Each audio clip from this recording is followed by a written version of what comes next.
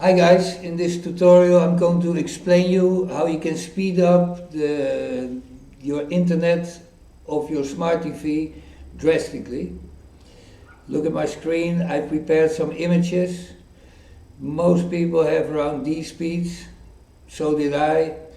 After this tutorial, if your television has a USB-to connection, you probably end up with speeds like this. And if it has a USB 3 connection, then we go for this speed.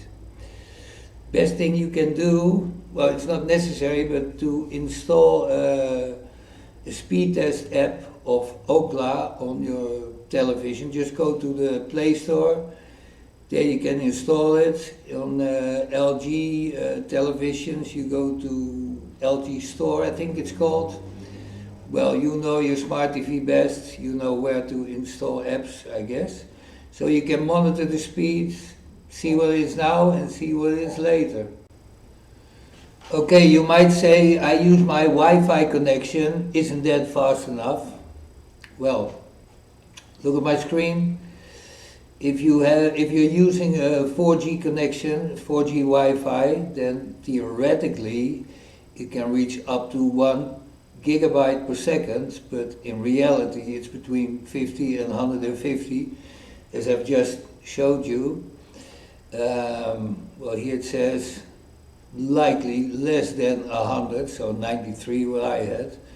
Why is that? Well, the televisions, especially budget ones, are having a weak antenna which doesn't add up to the too high speeds. They have poor modem chips in your router, in your modem, and the software in the television is also normally budget. Of course, there are other frequencies, there are other Wi-Fi connections that are causing trouble, and also wall penetration is a topic. Well, if you have 5G, then it changes a bit, and you will probably have between 100 and 400. Well, 400, that is probably not happening because of the same reasons: signal strength, distance from routers, and interference from walls or other networks.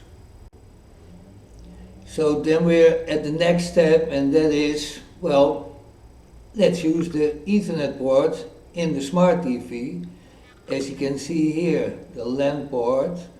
The problem with these ports is that even televisions that you buy in the store in 2025 right now are all equipped with a maximum of 100 megabits per second.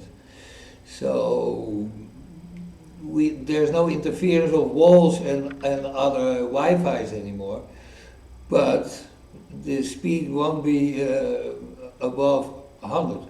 What you actually need is a USB to Ethernet adapter, like I'm showing you here. These adapters are very cheap. Look, Amazon, $12. This is even a really, well, we're not going to use these ports. This goes in your television and your internet cable goes here. So now all depends, if you have installed that, if you've ordered it and you installed it, now all depends on what kind of a USB does your television have, 2 or 3. If you have a USB 2, it says here, this information is coming from ChatGPT, by the way.